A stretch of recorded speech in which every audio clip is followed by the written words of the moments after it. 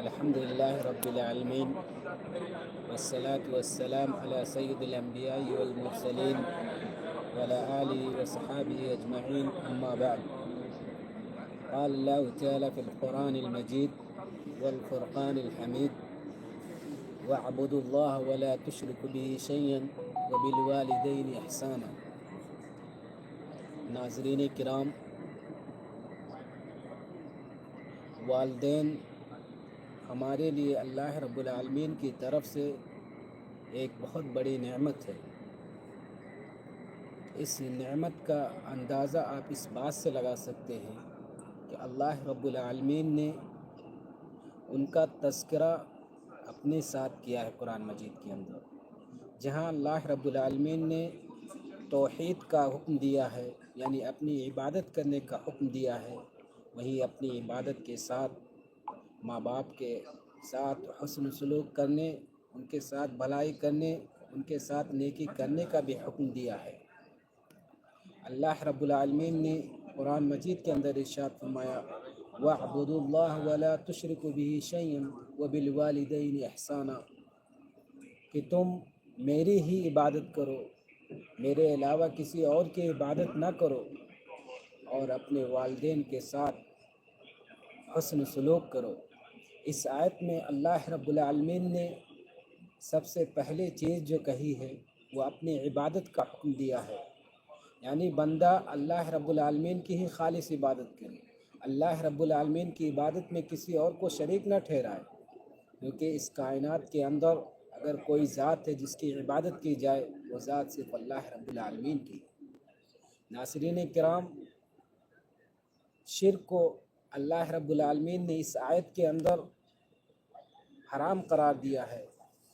شرک سے بچنے کی تلقین کرتے ہوئے نبی کریم صلی اللہ علیہ وسلم کو اللہ رب العالمین نے مخاطب کرتے ہوئے کہا: قل تعالوا اتل ما حرم ربکم علیکم الا تشرکوا به شیئا وبالوالدین احسانا، کہ اے نبی آپ اپنی قوم کے لوگوں سے کہہ دیجئے، اپنی قوم کے لوگوں کو بتلا دیجئے، آؤ میں تمہیں پڑھ کر سناتا ہوں اس چیز کو جس پر اللہ رب العالمین نے تم کو حرام قرار دیا ہے۔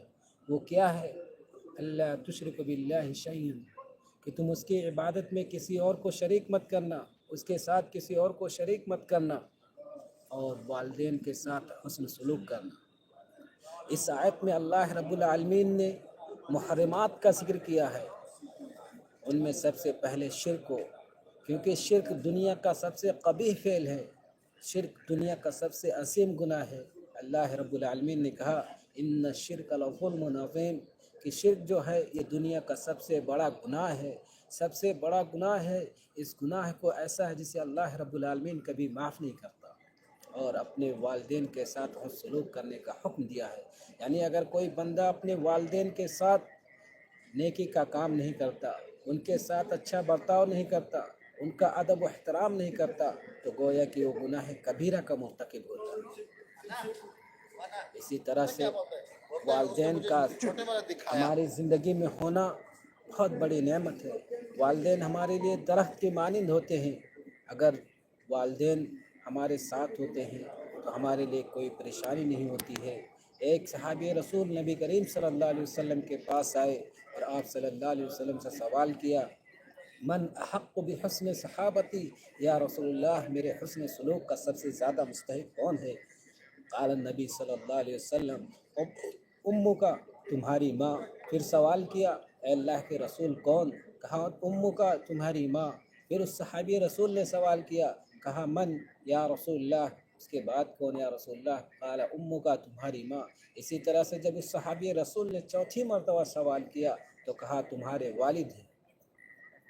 لیکن اس حدیث کا مطلب بالکل یہ نہیں ہے کہ آپ اپنے والدین کے ماں کے ساتھ بھلائی کا حکم کریں اور والد کے ساتھ نہیں، بلکہ اس حدیث کے اندر جو ماں کو فوقیت دی گئی ہے باپ پر، وہ 3 وجہوں کی بنا پر دی گئی ہے۔ اس کے بارے میں محدثین لکھتے ہیں، اس کے بارے میں محدثین وجوہات بیان کرتے ہیں، سبب بیان کرتے ہیں کہ 3 سبب ایسا ہے جس کی وجہ سے اللہ کے رسول جناب محمد رسول اللہ صلی اللہ علیہ وسلم نے ماں کے حقوق کو باپ کے حقوق پر مقدم کیا ہے۔ ان میں سے پہلی وجہ یہ ہے کہ ماں اپنی اولاد کو अपने पेट में 9 महीने तक रखती है। उस 9 महीने के अंदर जो दर्द, जो तकलीफ़, जो परेशानी लाहिक होती है वो सिर्फ माँ बर्दाश्त करती है, बाप नहीं करता। इसी तरह से जब विलादत के वक्त जो तकलीफ़ होती है, जो दर्द होता है, जो परेशानी होती है, उस परेशानी को, उस दर्द को, उस तकलीफ़ को सिर्फ माँ बर्दाश्त करती है, बाप नहीं करता।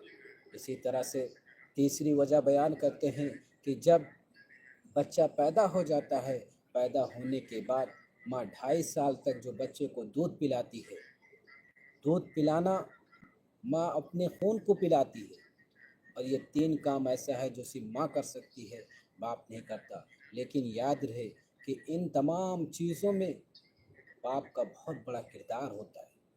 बाप अपनी औलाद के लिए दिन रात मेहनत करता है, ना वो कभी गर्मी को देखता, ना वो कभी सर्दी को देखता, ना वो कभी अपने गम और परेशानी को अपने चेहरे से अपनी औलाद के सामने ज़ाहिर नहीं होने देता।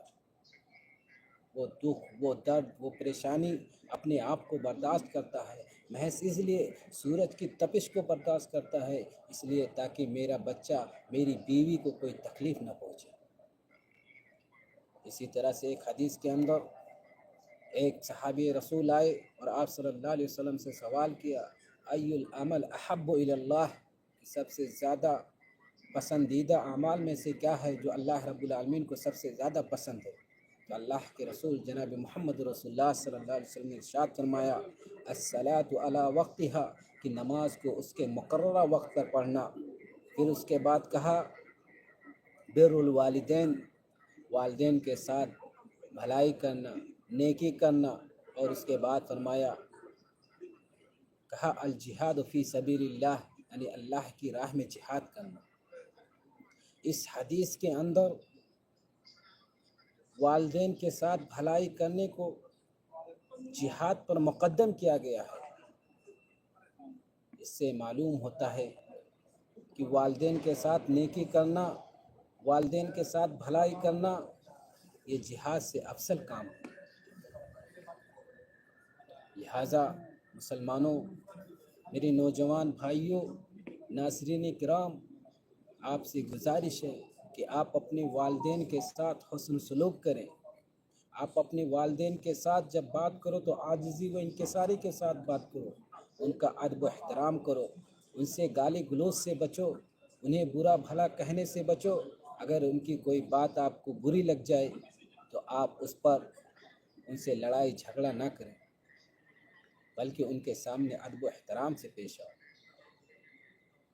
अब आखिर में अल्लाह रब्बुल आलमीन से दुआ है कि इलाहुल आलमीन हम में से जिनके वालिदैन ज़िंदा हैं तो उनको सेहत व तंदुरुस्ती अता फरमा, और जिनके वालिदैन वफ़ात पा चुके हैं तो उन्हें जन्नतुल फिरदौस में आला मकाम अता फरमा। व आखिर दावाना अनिल हम्दुलिल्लाहि रब्बिल आलमीन, अस्सलामु अलैकुम व रहमतुल्लाह। हुआ है, देखो कैसा आवाज़ भी आई है कि नहीं आई है।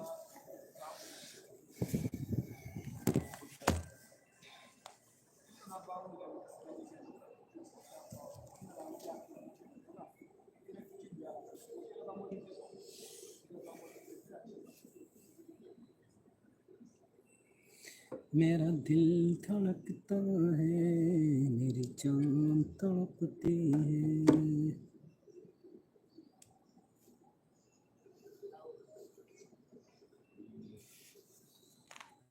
एक पूरा दम महका है, गुटका तार दम महका है। तम्बाकू बहुत घात हुआ महका ये पढ़ कहीं नहीं रही यार, लाइव चालू करें तो कहीं नहीं आई। कम मेहनत डाली